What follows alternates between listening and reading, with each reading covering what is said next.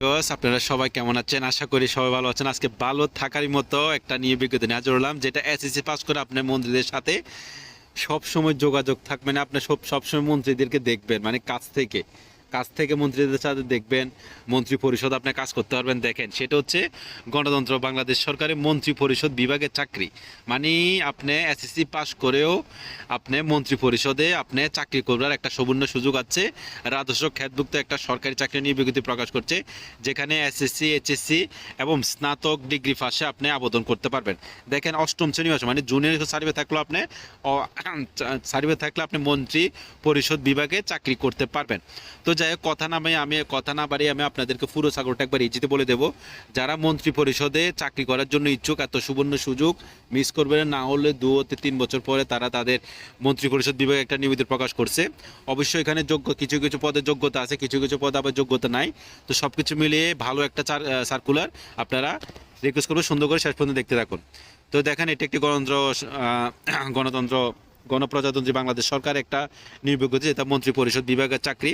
এটি প্রকাশ হচ্ছে আপনার 21শে এপ্রিলে 2026 প্রকাশিত হয়েছে নিয়োগ বিজ্ঞপ্তিটা। এখানে প্রথমে 1 নাম্বার দেখেন। এখানে আমি শুরুতে একটা কথা বলি, যেমন 1 নাম্বার, 2 নাম্বার এবং আপনার 3 নাম্বার, 4 নাম্বার, 5 নাম্বার, 6 নাম্বার পদ পর্যন্ত কম্পিউটারে অভিজ্ঞতা চাইছে। তাই মনে করি এখানে কিন্তু এসএসসি আপনার স্নাতক ডিগ্রি এবং এইচএসসি পাশে আপনি আবেদন করতে পারবেন। তো যাদের কম্পিউটারে অভিজ্ঞতা নাই কিন্তু সার্টিফিকেট আছে, মানে স্নাতক ডিগ্রি এবং এইচএসসি পাশে সার্টিফিকেট আছে, তারা আবেদন করে ফেলবেন। আবেদন করার পরে আপনার 3-4 মাস, মানে ম্যাক্সিমাম আপনি 3 মাসের উপর সময় পাবেন। এর ভিতরে আপনি যে কোনো সরকারি বেসরকারি প্রতিষ্ঠান থেকে একটা 3 মাসের একটা কম্পিউটার কোর্স করলে আপনি ভালো মানে কম্পিউটার অভিজ্ঞতা হয়ে যাবে।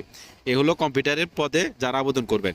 দেখেন, 1 নাম্বার হচ্ছে আপনার 60 ক্ষুদ্র করে কম্পিউটার অপারেটর 5 জন লোক নিয়োগ দেবে। স্নাতক ডিগ্রি পাস লাগবে আপনার সার্টিফিকেট, সাথে আপনাকে কম্পিউটারে ভালো মানে অভিজ্ঞতা থাকতে হবে। এই পদে আবেদন করলে 5 জন লোক নিয়োগ দেবে।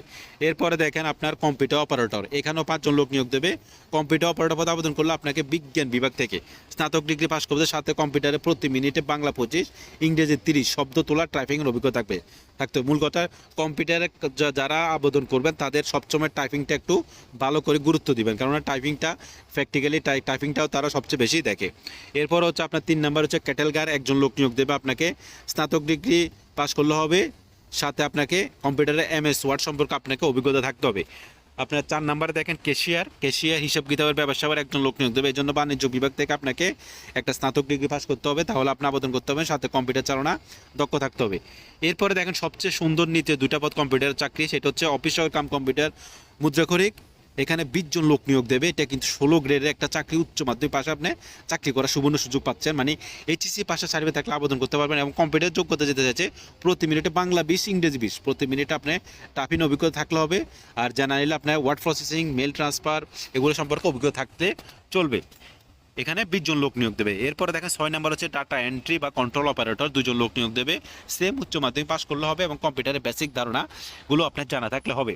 এরপরে দেখেন আপনার 7 নাম্বারে যেটা বলছে সেটা হচ্ছে আপনার অফিস সহায়ক, যেখানে 24 জন লোক নিয়ে দেবে। মন্ত্রী পরিষদে অফিস সহায়কের কাজ মানে এটাও ভাই একবারে অনেক একটা ব্যাপার স্যাপার, বুঝছেন? 24 জন লোক নিয়োগ দেবে, সেখানে আপনার কোনো অভিজ্ঞতা লাগবে না, কোনো কিছু লাগবে না। শুধু যদি আপনার একটা এসএসসি পাশে একটা সার্টিফিকেট থেকে থাকে, যে পয়ন হোক না কেন, শুধু সার্টিফিকেট আছে মানে আপনি মন্ত্রী পরিষদে আবেদন করার একটা সুবর্ণ সুযোগ পাচ্ছেন এবং চাকরি করারও সুবর্ণ সুযোগ পাচ্ছেন। একটু চেষ্টা করে দিন রাত পরিশ্রম করা শুরু করে দেন, আপনি চাকরি অবশ্য আপনি পাবেন।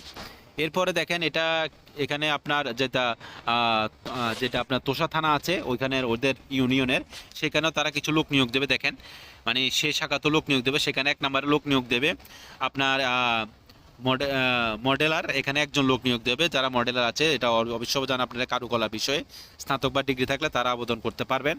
এরপর হচ্ছে আপনার স্টোর কিপার, এখানে 1 জন লোক নিয়োগ দেবে। সে সেম স্নাতক ডিগ্রি পাস করলে আপনি আবেদন করতে পারবেন এবং স্টোর কিপার পদের 1 বছর অভিজ্ঞতা থাকতে হবে। এরপরে দেখেন আপনার আছে এখানেও আপনার 3 নাম্বার বলছে অফিস সহকারী কাম কম্পিউটার মুদ্রাক্ষরিক, 2 জন লোক নিয়োগ দেবে উচ্চ মাধ্যমিক পাস করলে এবং আপনাকে কম্পিউটারের বেসিক ধারণাগুলো জানা থাকলে আপনি আবেদন করতে পারবেন। 4 নাম্বার হচ্ছে আপনার গ্যালারি অ্যাটেন্ডেন্ট, এখানে 4 জন লোক নিয়োগ দেবে, উচ্চ মাধ্যমিক পাস করলে হবে, মানে এইচএসসি পাস করলে হবে এবং ইংরেজিতে ভালো উপস্থাপনা অভিজ্ঞতা থাকতে হবে। এরপর হচ্ছে আপনার ডাটা এন্ট্রি বা কন্ট্রোল অপারেটর, এটা হচ্ছে অন্য শাখার, মানে আপনার মন্ত্রী পরিষদের যেটা তুস্থানা আছে সেই বিভাগের। এটা হচ্ছে আপনার মানে অন্য একটা শাখার আর কি, সেম নিয়োগ বিজ্ঞপ্তি।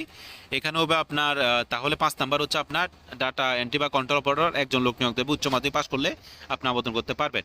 6 নাম্বার হচ্ছে ইলেকট্রিশিয়ান একজন লোক নিয়োগ দেওয়া, যাদের ইলেকট্রিশিয়ান কাজের অভিজ্ঞতা আছে, সাতটা আপনার এসসি পাশে একটা সার্টিফিকেট আছে, তারা আবেদন করতে পারবেন। এরপর হচ্ছে রিসেপশনিস্ট, এখানে একজন লোক নিয়োগ দেবে। রিসেপশনিস্ট বলতে আপনাকে ইংরেজিতে ভালো মানের কথা জানা থাকতে হবে, সাথে আপনাকে উচ্চ মাধ্যমিক পাস করলে আপনি আবেদন করতে পারবেন। 8 নাম্বার হচ্ছে প্রকাশনা সহকারী, এখানে একজন লোক নিয়োগ দেবে উচ্চ মাধ্যমিক পাস করলে, এবং সাথে আপনার কিছু অভিজ্ঞতা লাগবে, বাস্তব অভিজ্ঞতা থাকলে আপনি আবেদন করতে পারবেন। 9 নাম্বার হচ্ছে আপনার নিরাপত্তা প্রহরী, একজন লোক নিয়োগ দেবে। এই পদে আবেদন করতে হলে আপনাকে এসএসসি পাস লাগবে, সাথে 5 ফুট 5 ইঞ্চি উচ্চতা এবং সুস্বাস্থ্যের অধিকারী হতে হবে। আহ, এই শাখার আবার অফিস সহায়ক লোক নিয়োগ দেবে 3 জন, আপনাকে এসসি পাস করলে আপনি আবেদন করতে পারবেন। এরপরে 11 নাম্বার দেখেন আপনার পরিচ্ছন্ন কর্মী একজন লোক নিয়োগ দেবে, আপনি অষ্টম শ্রেণী মানে জুনিয়র স্কুল পাস সার্টিফিকেট থাকলে আপনি আবেদন করতে পারবেন। তো এটা ভালো মানে একটা নিয়োগ বিজ্ঞপ্তিগুলো মিস করা যাবে না। বয়স আপনার সার্টিফিকেটে 18 থেকে যদি 32 বছর হয়ে থাকে তাহলে আপনি আবেদনটা একদিনও দেরি করবেন, আবেদনটা করে ফেলবেন। যদি রাত্রে ভিডিও দেখেন সকালে যে আবেদন করেন, যদি সকালে দেখেন এখনই যে আবেদনটা করে ফেলেন। এখানে আবেদন করবেন কিভাবে সেটা আমি আপনাদেরকে ইজিতে বলে দিচ্ছি।